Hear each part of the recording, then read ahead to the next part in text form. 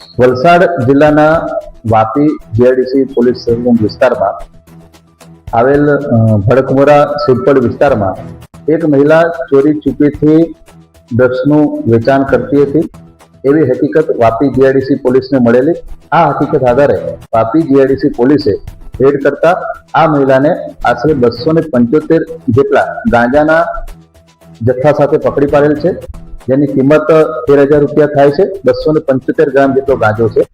આ મહિલા કેટલા સમયથી આ ગાંજાનું વેચાણ કરતી હતી, કોને કોને આપતી હતી, કોની પાસેથી લાવતી હતી, જે બાબતની વિગતવારની તપાસ શ્રી સરકાર તરફે એફઆઈઆર રજીસ્ટર કરી અને પોલીસે શરૂ કરેલી છે.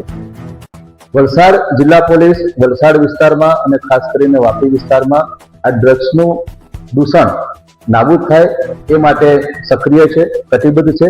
વલસાડ જિલ્લા પોલીસ દ્વારા ચાલુ વર્ષમાં એટલે 2026ના વર્ષમાં 30 થી વધારે એનડીપીએસના કેસો કરવામાં આવેલ છે, જેમાં 50 થી વધુ આરોપીઓની ધરપકડ કરવામાં આવેલ છે.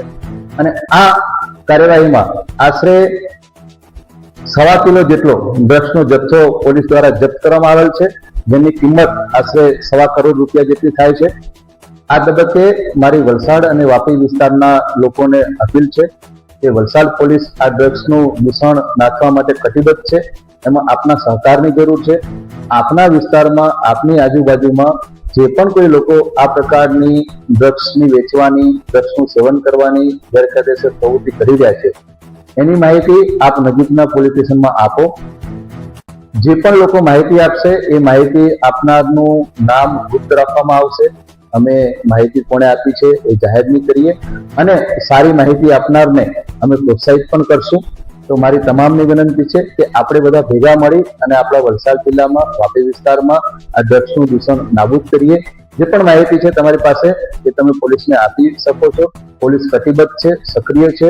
પોલીસે સામે ચાલીને 30 થી વધારે કેસો કરેલા છે, 50 થી વધારે આરોપીની ધરપકડ કરેલી છે.